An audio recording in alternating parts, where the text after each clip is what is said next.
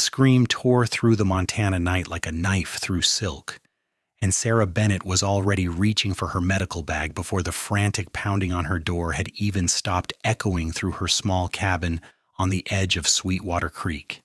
It was November of 1878, and the wind howled outside with a fury that promised the first real snowfall of the season. Sarah threw open the door to find Tommy Wheeler, a boy of barely 14, his face pale and terrified in the lamplight spilling from her doorway. "Miss Bennett, you have to come quick," he gasped, his breath coming in white clouds. "It's my ma. The baby is coming and something is wrong. Pa says she is bleeding something awful and the baby won't turn right." Sarah's heart clenched, but her hands remained steady as she grabbed her heavy wool cloak from the peg by the door. She had been the only midwife in Sweetwater Creek for 3 years now, ever since she had arrived from Boston with nothing but her training from the Sisters of Mercy Hospital and a determination to start over after her fiancé had died of typhoid fever. She was 24 years old, and she had delivered more than 60 babies in those 3 years, losing only 2 mothers and 3 infants to the cruelties of childbirth and infection. "How long has she been laboring?" Sarah asked as she secured her bag and pulled on her boots. "Since this morning, miss, but the real bad pains only started about 2 hours ago. She is screaming something terrible now." The Wheeler homestead was 7 miles north of town, up a winding trail that became treacherous in bad weather. Sarah looked out at the darkness and felt her stomach tighten with worry. She had no horse of her own, having sold her mare last month to pay for medical supplies that had come all the way from Chicago. She usually borrowed a horse from the livery, but at this hour and in this weather, getting there and convincing old Mr. Peterson to open up would cost precious minutes that Mrs. Wheeler might not have. "I will need to get to the livery," Sarah said, already calculating the time it would take. "No need for that." The voice came from the shadows beyond her small yard, deep and calm despite the wind. A man stepped forward, leading 2 horses, one a sturdy bay gelding and the other a smaller chestnut mare already saddled. "I heard the commotion. Figured you might need transport." Sarah recognized him immediately, though they had never spoken more than a handful of words. Cole Harrigan was a cowboy who worked at the massive Rocking H Ranch that sprawled across thousands of acres to the west of town. He was tall and lean, probably around 26 or 27, with dark hair that curled slightly at his collar and eyes that seemed almost gray in the lamplight. He had a reputation as a hard worker and a fair man, someone who kept to himself mostly, but would help a neighbor without being asked. "Mr. Harrigan," Sarah said, surprised but grateful, "that is very kind of you, but I cannot ask you to ride all the way to the Wheeler place in this weather, boys." "You're not asking, I'm offering." His voice was firm but not unkind. "That trail is dangerous at night, especially with a storm coming in. You should not ride it alone." There was no time to argue, and truthfully, Sarah was relieved.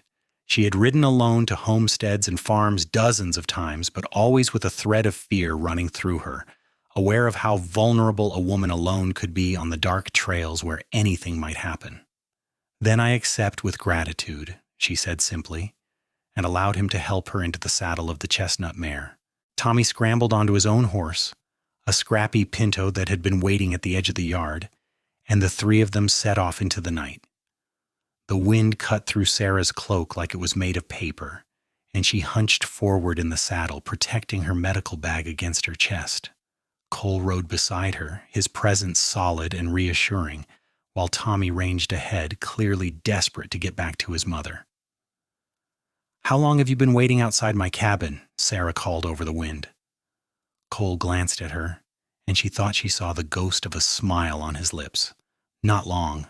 I was riding back from checking fence lines when I heard the boys shouting for you in town. Figured you would need help getting there safe." "You did not have to do that." "No, I suppose I did not have to." He said it matter-of-factly, as though helping people in the middle of the night was simply what one did. Nothing remarkable about it at all. They rode in silence for a while, the only sounds the thunder of hooves, the screaming wind, and the creak of saddle leather. Sarah found herself studying Cole from the corner of her eye. She had seen him around town, of course, usually coming in for supplies or having a quiet drink at the saloon.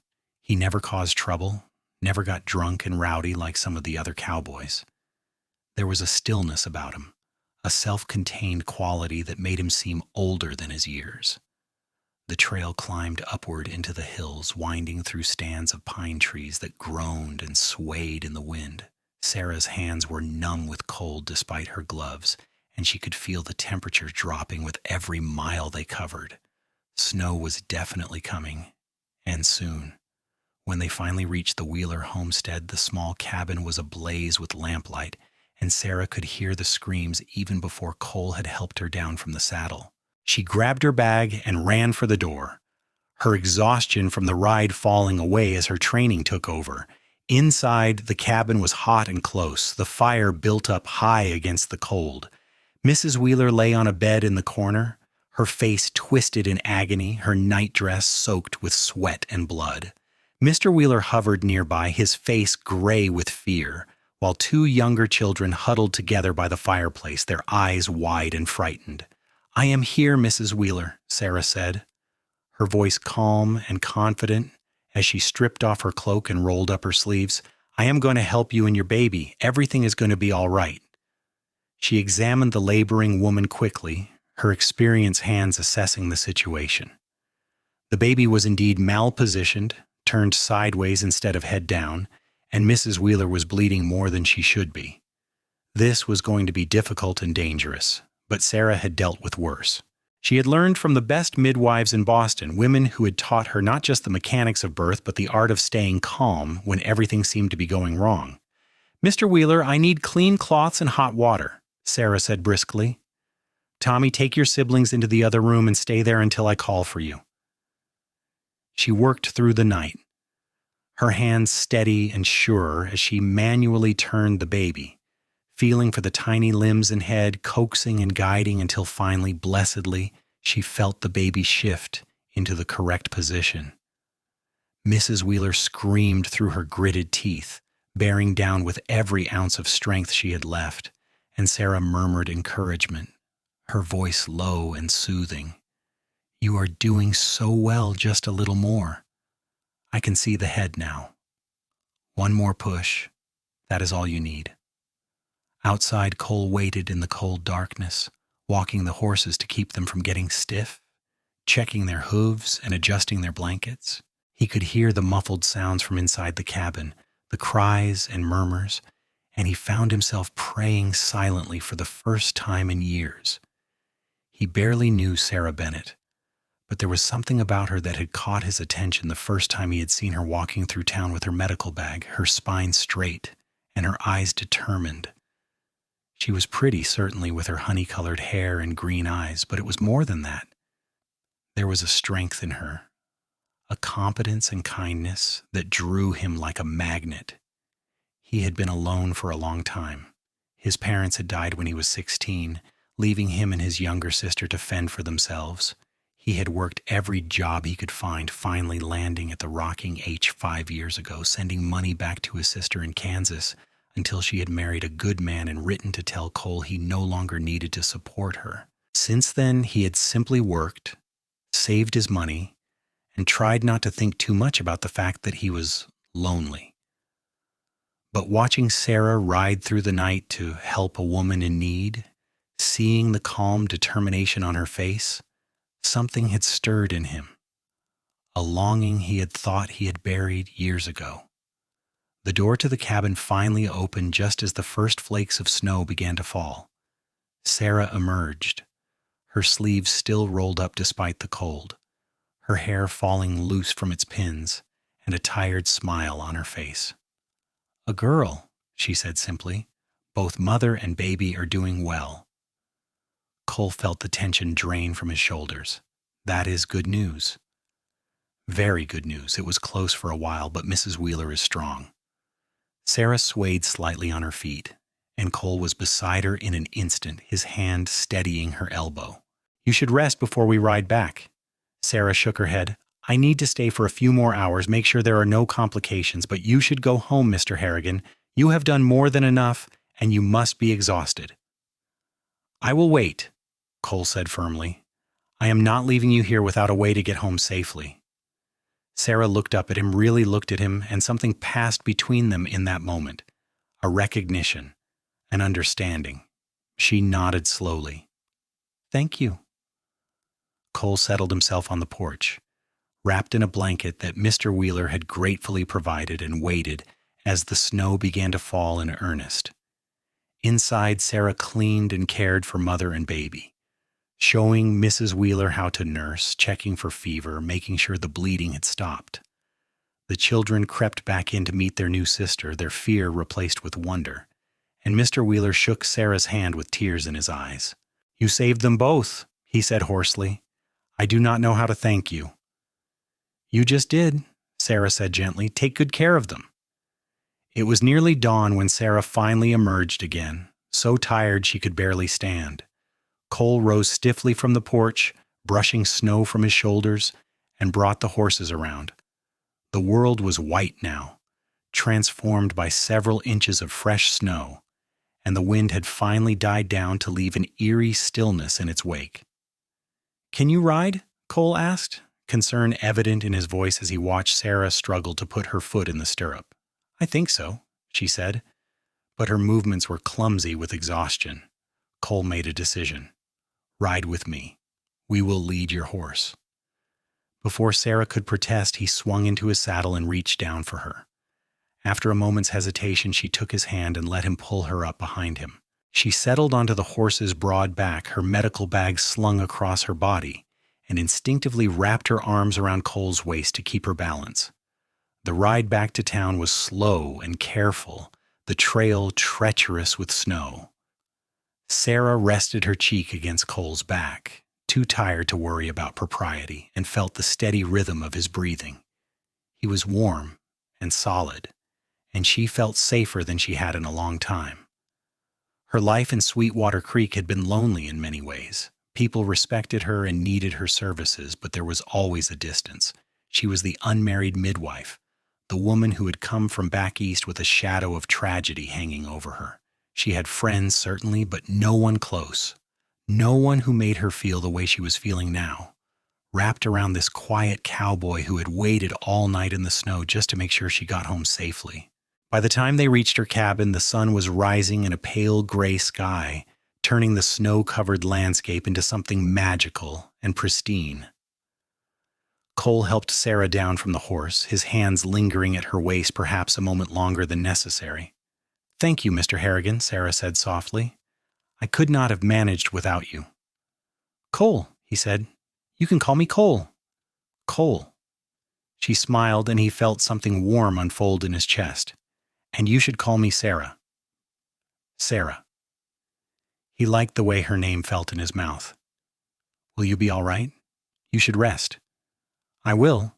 I have no other calls scheduled for today, thank goodness." She hesitated, then added, "Would you like to come in for coffee? It is the least I can offer after what you have done." Cole knew he should refuse. He was expected back at the ranch, and he had been up all night. But the invitation in her eyes was impossible to resist. "Coffee would be welcome." Inside her small cabin, Sarah stirred up the fire and put a pot of coffee on to boil while Cole stood awkwardly by the door, suddenly aware of how intimate this was, being alone with her in her home. The cabin was neat and tidy, with medical books stacked on a small shelf, dried herbs hanging from the rafters, and a comfortable-looking bed in one corner covered with a colorful quilt. "Sit down, please," Sarah said, gesturing to the small table that served as both her dining area and her workspace. "You must be frozen."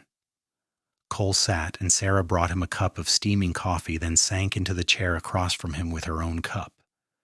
For a moment they just sat in comfortable silence, warming their hands on the cups and letting the exhaustion seep out of their bones. "How did you become a midwife?" Cole asked finally. Sarah looked down at her coffee. "It is a long story." "I have time." So she told him, the words coming easier than she expected.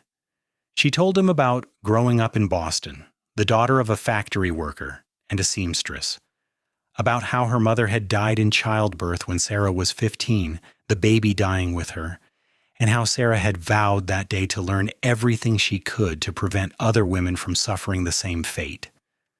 She told him about training with the Sisters of Mercy, about meeting Thomas, her fiancé, a young doctor who had shared her passion for helping people. And she told him about losing Thomas to typhoid, about how the grief had nearly destroyed her until she had decided she needed to start over somewhere completely new. "So I came west," she finished. "I heard they needed medical help out here, and I thought maybe I could do some good, make a difference." Cole had listened without interrupting, his gray eyes steady on her face. "You do make a difference. What you did tonight, that was remarkable." Sarah felt heat rise to her cheeks. "I just did my job." "It is more than a job." Cole leaned forward slightly. "Not everyone would ride out into a storm in the middle of the night to help a stranger. Not everyone would have the skill to save both that mother and baby. You are remarkable, Sarah." The way he said her name made her heart skip. She realized she was staring at him, noticing details she had not allowed herself to notice before. The small scar above his left eyebrow, the way his eyes crinkled at the corners when he almost smiled, the strength in his hands as they wrapped around the coffee cup. "Tell me about you," she said, needing to break the intensity of the moment. "How did you end up at the Rocking H?" So Cole told his story, and Sarah listened with the same quiet attention he had given her. He told her about losing his parents, about raising his sister, about the years of hard work and loneliness. He told her about the Rocking H, how he had started as a simple ranch hand but had worked his way up to a position of trust, managing cattle drives and breaking horses. He told her about his dreams of maybe having his own small ranch someday, nothing big, just enough to call his own. "But that is still a ways off," he said. "I'm saving money, but land is expensive." "You will get there," Sarah said with certainty. "You are the kind of man who achieves what he sets his mind to." They talked until the sun was fully up, until Sarah's eyes were drooping with exhaustion, and Cole knew he had stayed far too long. He stood reluctantly. "I should let you rest." Sarah walked him to the door. "Thank you again, Cole, for everything." "It was my pleasure." He hesitated, then said, "If you ever need help getting to a call again, you just let me know. I mean it." "I will," Sarah promised, and meant it. Over the following weeks, Sarah found herself thinking about Cole more than she probably should. She would be in the middle of examining a patient or mixing a tincture, and suddenly she would remember the feeling of his solid warmth as she rode behind him, or the way he had looked at her over coffee as the sun rose. She told herself she was being foolish, that he was just being kind, that there was nothing more to it than that. But then she was called out on another night delivery, this time to a homestead even farther from town, and when she stepped outside with her medical bag, there was Cole waiting with 2 horses, as calm and steady as if they had arranged it beforehand. "How did you know?" she asked, startled. "Word gets around," he said simply. "Figured you could use the company." It became a pattern. Whenever Sarah was called out at night, Cole would appear to escort her safely there and back. Sometimes they talked during the rides, sharing more stories about their lives and dreams. Sometimes they rode in comfortable silence, simply enjoying each other's presence. And always, Cole would wait patiently outside whatever cabin or homestead Sarah was working in, no matter how long it took, keeping watch through the cold and dark to make sure she could get home safely. The people of Sweetwater Creek began to notice. There was gossip, of course, whispers about the midwife and the cowboy, but it was mostly good-natured. People saw how Cole looked at Sarah, the quiet devotion in his eyes, and they saw how Sarah's face lit up whenever he appeared. The town had been hoping Sarah would find someone, and Cole Harrigan seemed like a fine choice. December brought bitter, cold, and heavy snows. Sarah was called to fewer births during those weeks. As travel became difficult and dangerous, she found herself missing the night rides with Cole, missing their conversations and his steady presence. She saw him occasionally in town, and they would exchange greetings, but it was not the same. Then, just before Christmas, Sarah was called to a birth that would change everything. The Hendersons, a family who lived on a remote homestead in the mountains, sent word that their daughter was in labor and having a difficult time. The message came in the late afternoon, and Sarah knew immediately that this would be dangerous. The trail to the Henderson place was treacherous even in good weather, and a winter storm was forecast to hit that night. She was preparing to leave when Cole appeared at her door, his face serious. "I heard about the Henderson call. You should not go, Sarah. That trail is too dangerous in winter." "I have to go," Sarah said firmly. "Mary Henderson is only 18, and this is her first baby. If she is having trouble, she needs help." "Then I am coming with you." His tone brooked no argument. They set out as the sun was setting, the sky already heavy with the promise of snow. Cole had brought extra supplies, blankets, food, matches, and rope, knowing they might end up stranded. The trail into the mountains was steep and icy, and twice Sarah's horse slipped, nearly throwing her from the saddle. Each time Cole was there, steadying her horse, his voice calm and reassuring. Night had fallen completely by the time they reached the Henderson homestead, a small cabin clinging to the mountainside. Inside, they found Mary Henderson in hard labor, her young husband frantic with worry. Sarah went to work immediately, examining Mary and quickly realizing this was going to be a long and difficult birth. The baby was large, and Mary was small and exhausted. Outside, the storm hit with a vengeance. Wind howled around the cabin and snow fell so thickly that visibility dropped to nothing. Cole helped Mr. Henderson secure the animals and bring in extra firewood, knowing they would all be trapped here until the storm passed. Hours passed.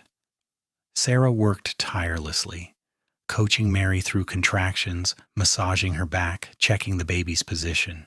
But Mary was weakening, and the baby was showing signs of distress. Sarah knew she was going to have to make a difficult decision. "Mary, the baby is too large," she said gently but firmly. "I'm going to have to help it along. It will hurt, but it is the only way to save you both." Mary, beyond words, simply nodded. Her husband gripped her hand, his face pale. What followed was one of the most difficult deliveries Sarah had ever performed. She had to use forceps, instruments she carried but hated to use because of the risk of injury. Her hands were steady despite her pounding heart, her training taking over as she carefully guided the baby out, one excruciating inch at a time. Cole, inside the cabin now because of the storm, found himself transfixed by Sarah's complete focus and competence. She was amazing, moving with a grace and certainty that spoke of years of experience and natural talent.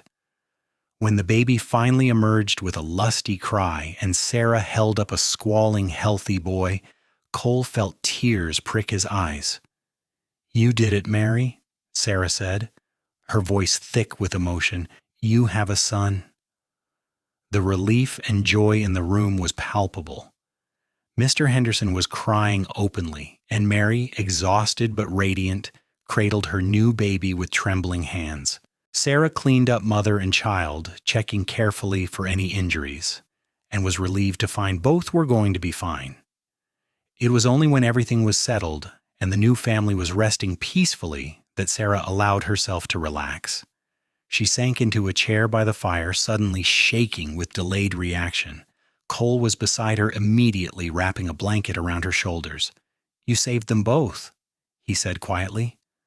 "That was incredible, Sarah."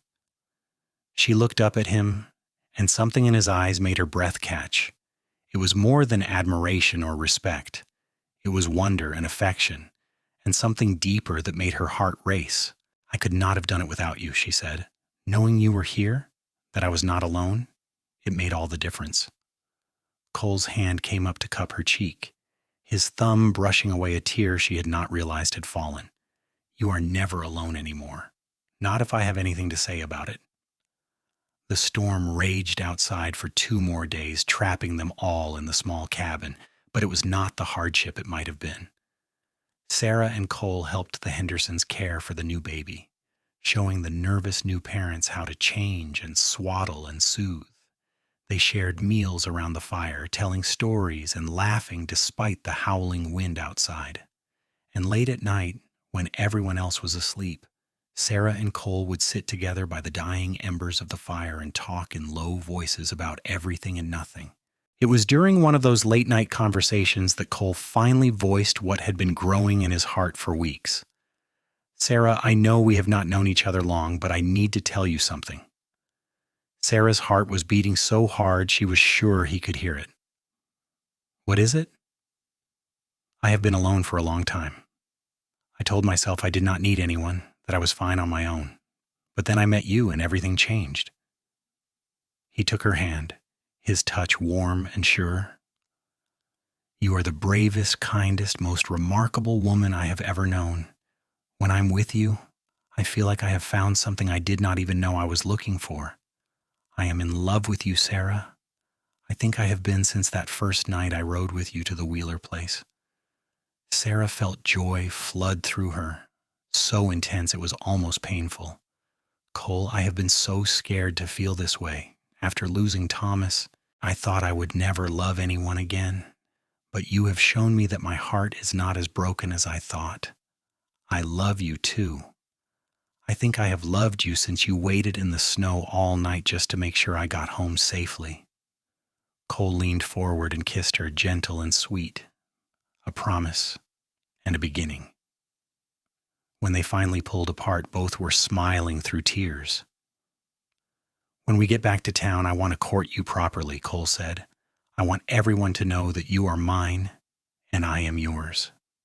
"I would like that very much," Sarah whispered. When the storm finally broke and they were able to return to Sweetwater Creek, everything had changed between them.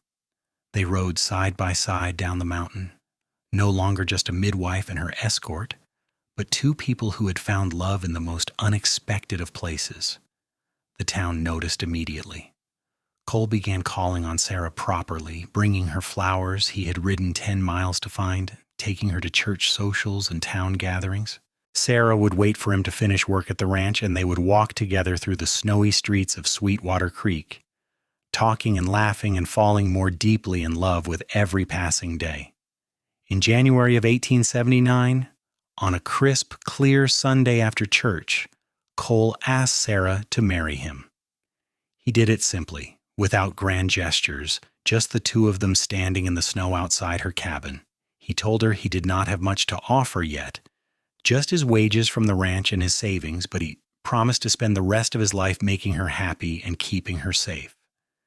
Sarah said yes before he had even finished speaking. They were married in March, in the small church in Sweetwater Creek, with what seemed like the entire town in attendance.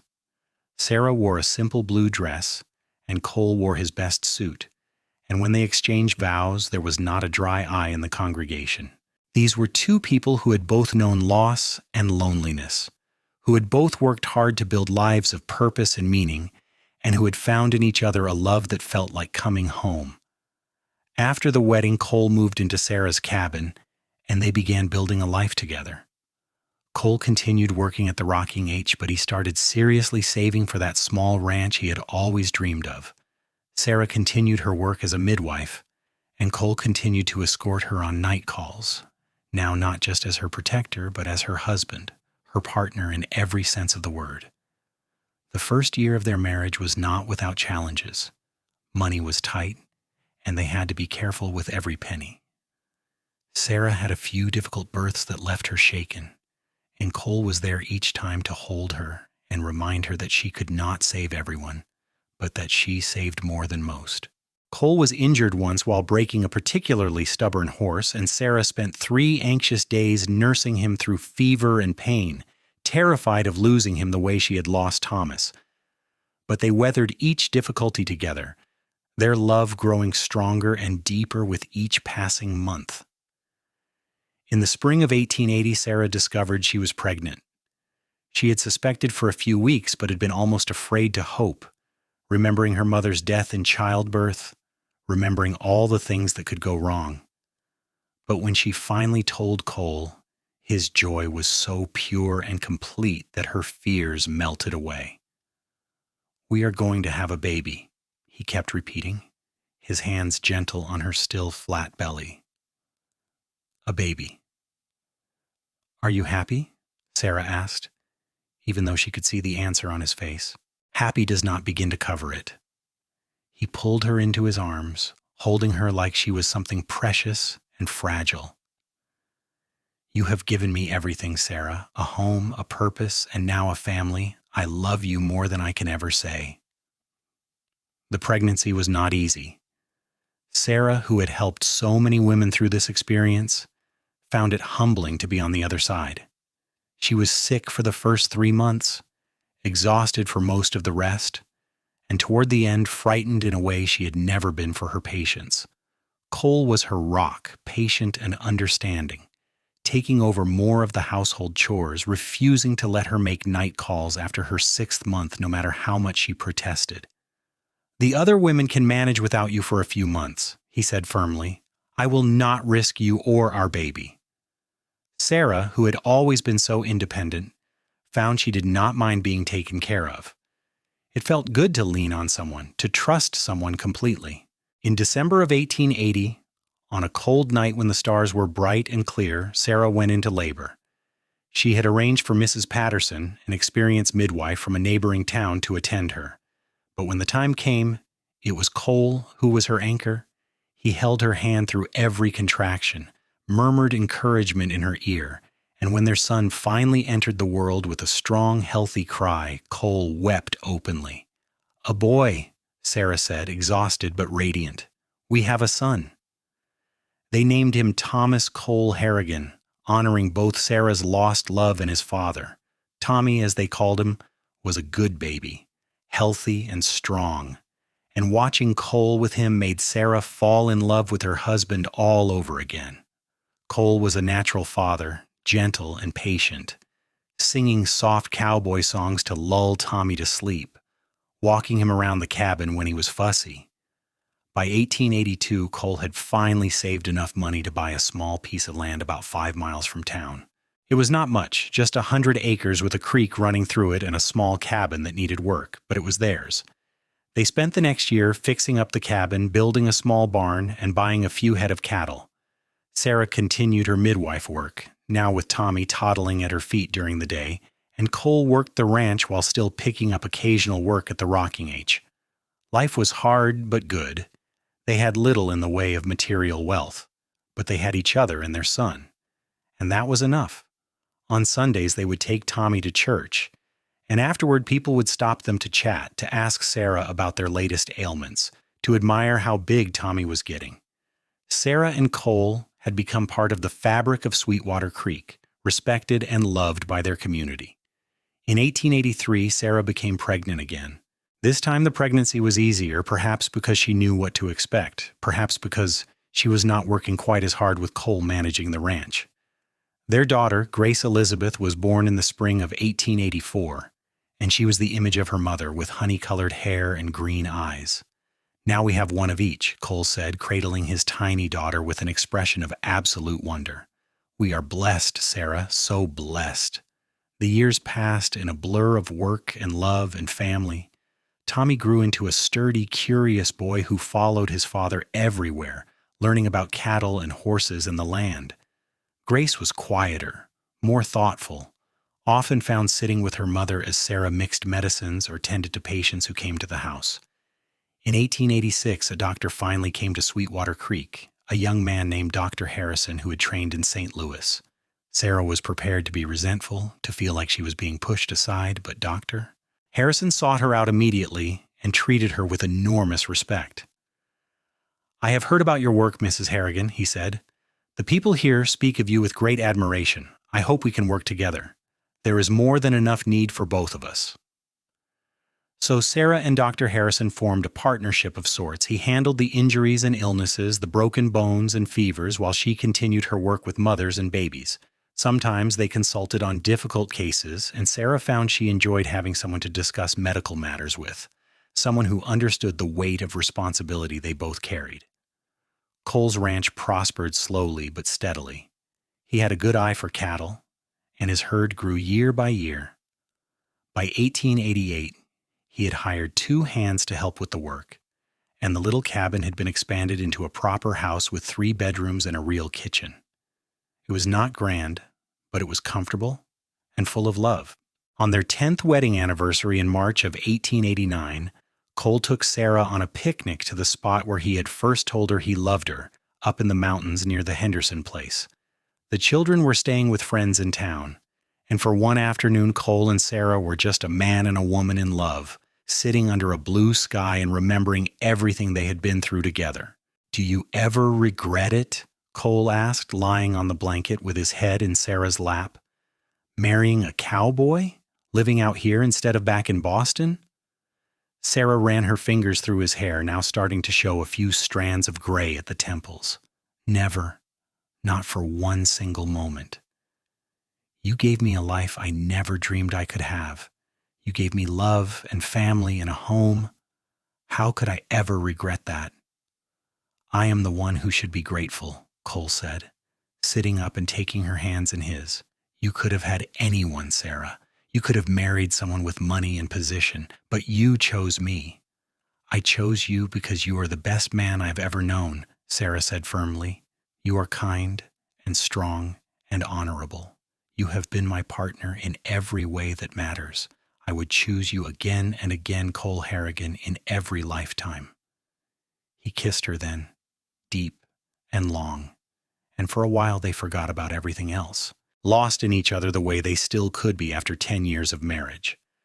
That night, lying in bed back at their ranch, Sarah told Cole something she had been keeping secret for a few weeks. "I am pregnant again." Cole's face went through several emotions in quick succession: surprise, joy, and then concern. "Are you sure? Sarah, you are 35 now. Is it safe?"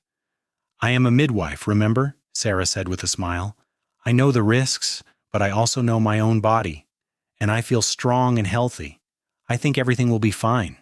And it was. In January of 1890, Sarah gave birth to their third child, another boy they named Daniel.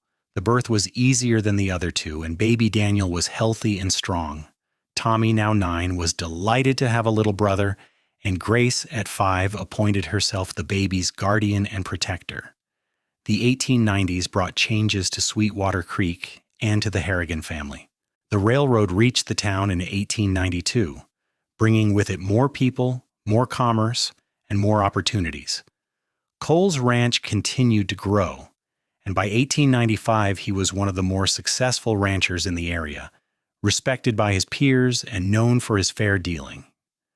Sarah's work as a midwife continued, though she began training younger women to help her, knowing she would not be able to do this work forever. She delivered hundreds more babies over those years. And though she still lost mothers and children sometimes, the harsh realities of frontier medicine, her skill and experience saved countless lives. The children grew and thrived. Tommy proved to be a natural rancher like his father, taking on more responsibility as he grew older. Grace showed an interest in medicine and would often assist her mother, learning about herbs and remedies and the mysteries of birth. Daniel, the baby, was the most adventurous of the three, always exploring and getting into mischief. In 1898, Tommy met a girl named Elizabeth Carver at a church social.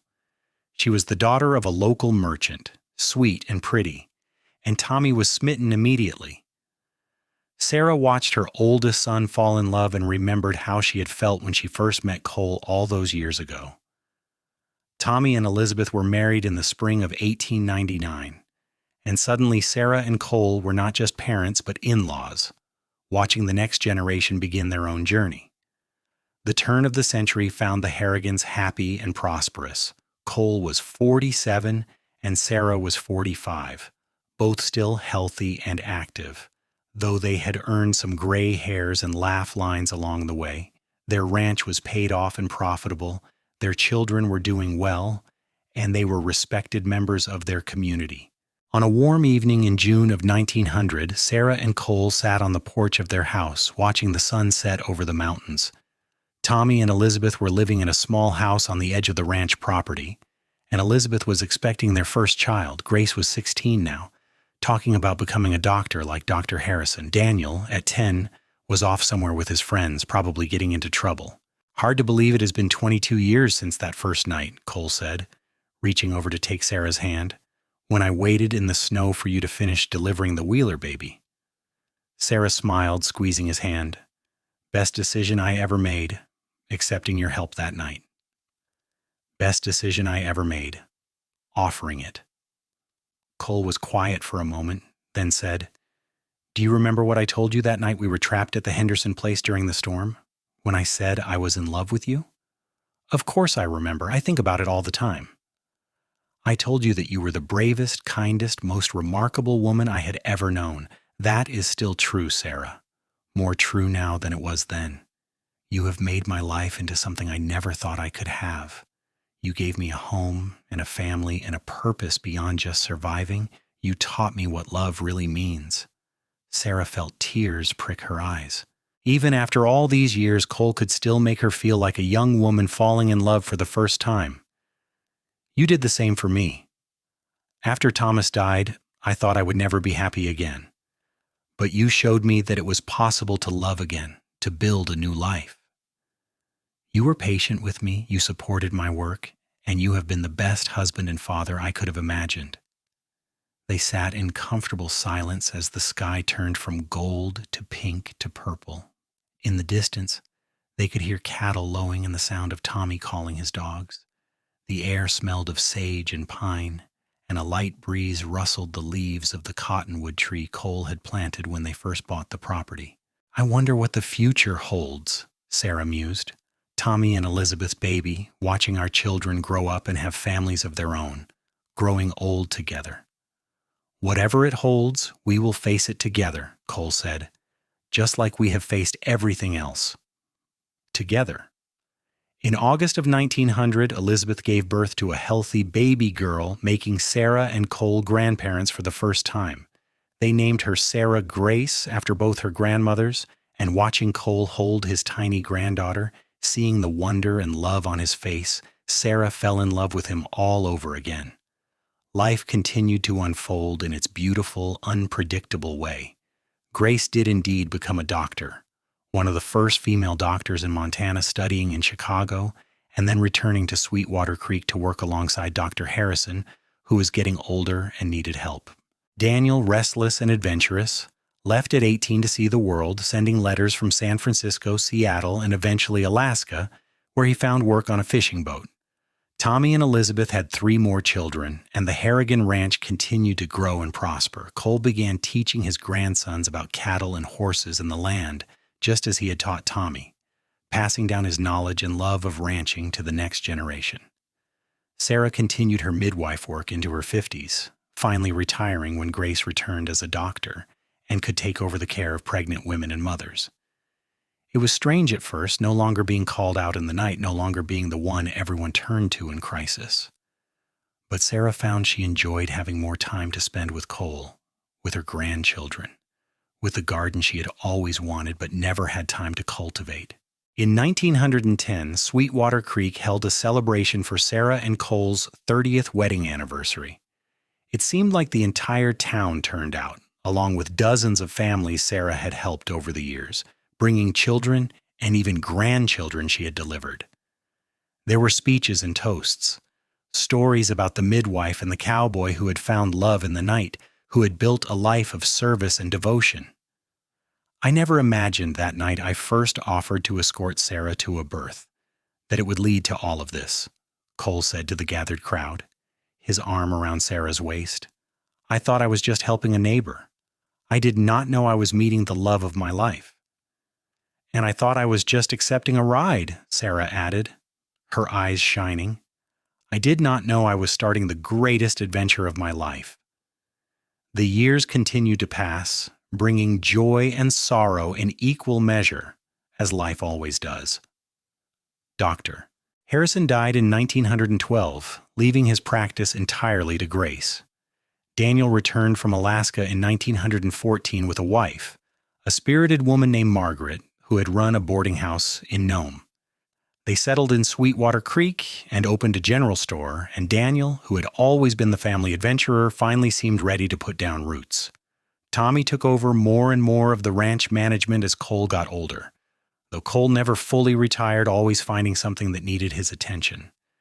Sarah spent her days helping Grace at the clinic occasionally, spoiling her growing number of grandchildren, and sitting on the porch with Cole, remembering and dreaming and simply being together. In 1920, when Sarah was 66 and Cole was 68, they took a trip back east so Sarah could see Boston again for the first time in more than 40 years. The city had changed enormously, grown and modernized in ways that felt almost alien to Sarah after so long in Montana. But she visited the Sisters of Mercy Hospital where she had trained, met some of the nuns who remembered her, and stood at Thomas's grave to tell him about the life she had built, the love she had found, and to thank him for the dreams he had inspired in her all those years ago. "Do you think he would have approved of me?" Cole asked as they left the cemetery. Sarah took his hand, weathered and scarred from decades of ranch work, but still strong. "He would have loved you. He would have been grateful that you made me happy, that you gave me the life and the love I needed." They returned to Montana content, more convinced than ever that they were exactly where they were meant to be. The ranch, the family, the land they had worked so hard to build and nurture. This was their legacy, their gift to the future. In 1925, Sarah and Cole celebrated their 46th wedding anniversary quietly, just the two of them on the porch as the sun set. They were old now, their hair white, their bodies slower and stiffer than they used to be. But the love between them burned as bright as ever, perhaps brighter, tempered, and strengthened by decades of partnership. "Do you know what I think about sometimes?" Sarah said, leaning her head on Cole's shoulder. "That first night riding through the storm to the Wheeler place, how scared I was, how alone I felt even though you were right there beside me. And then how everything changed, how you became my anchor, my home." "I think about that night too," Cole said, kissing the top of her head. "I remember thinking that you were the most extraordinary person I had ever met. And then I got to spend the rest of my life discovering just how right I was." They sat together as darkness fell, wrapped in blankets against the evening chill, holding hands the way they had held hands through every joy and every sorrow, every triumph and every loss. Inside the house, they could hear the sounds of family. Tommy and Elizabeth had come for dinner, along with several of the grandchildren, and there was laughter and music and the warm glow of lamplight. "We did good, did we not?" Cole said, "with our life, with our family." "We did very good," Sarah agreed, "better than I ever dreamed possible." In 1928, on a cold January night, Cole Harrigan died peacefully in his sleep with Sarah holding his hand. He was 76 years old, and he had lived a full, rich life surrounded by love. The funeral was one of the largest Sweetwater Creek had ever seen, with people coming from all over Montana to pay their respects to a man who had been known for his integrity, his kindness, and his unwavering devotion to his family. Sarah grieved deeply, but not bitterly. She had been blessed with 49 years of marriage to a man who had loved her completely, who had supported her dreams, who had been her partner in every sense. She had her children and grandchildren around her. She had the ranch and the land they had built together, and she had a lifetime of memories to sustain her. She lived another 7 years, staying active and engaged with her family and community until the very end. She spent her days in the house she and Cole had built, tending her garden, reading to her great-grandchildren, and telling stories about the old days when Montana was still wild and a young midwife rode through the night with a cowboy who loved her.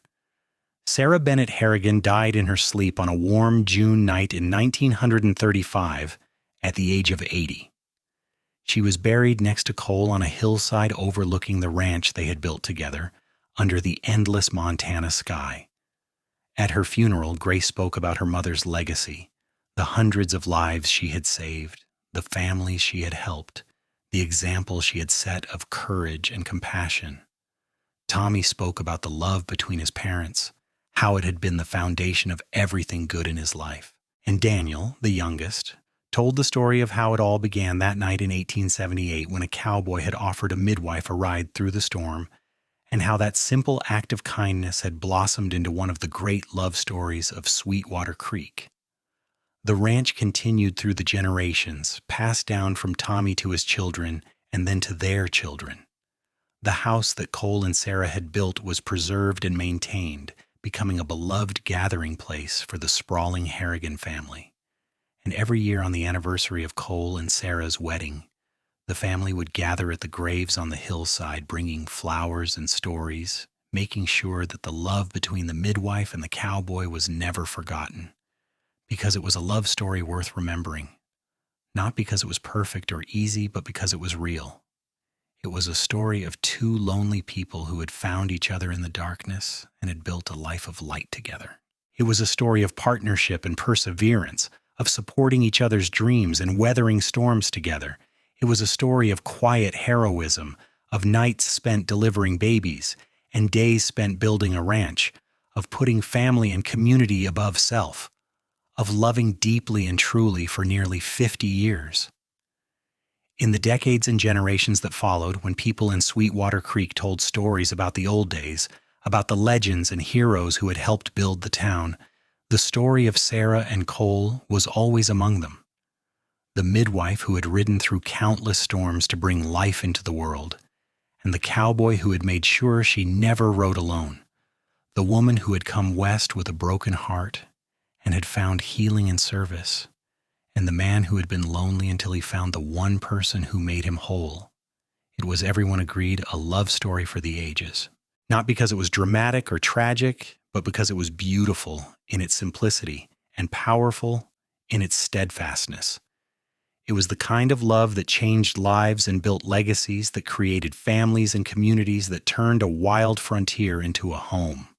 And long after both Cole and Sarah were gone, their love remained, written in the faces of their descendants, in the land they had worked, in the stories that were told and retold, a testament to what was possible when two people found each other in the darkness and chose every single day to be each other's light. The ranch still stands today, over 100 years after Cole first bought that small piece of land by the creek. The house has been expanded and updated, but the bones are still there. The walls Cole built with his own hands, the hearth where Sarah cooked countless meals, the porch where they sat together every evening watching the sun set over the mountains. The current generation of Harrigans, great-great-great-grandchildren of Cole and Sarah, work the land with the same dedication and love that their ancestors did, and sometimes, on clear nights when the stars are bright and the wind whispers through the pines, people say you can still feel their presence, the midwife and the cowboy, still watching over the land and the family they built together, still holding hands in the darkness, still keeping each other safe through all the storms that life can bring. Because love like that does not die. It transforms, it grows, it spreads out like ripples in a pond, touching lives far beyond those who first felt it. The love between Sarah Bennett and Cole Harrigan, born on a cold Montana night in 1878, when a cowboy offered a ride and a midwife said yes, became something larger than either of them could have imagined. It became a foundation, a legacy, a light that still shines today, reminding everyone who knows their story that true love is possible, that it can be found in the most unexpected places, and that it has the power to change the world.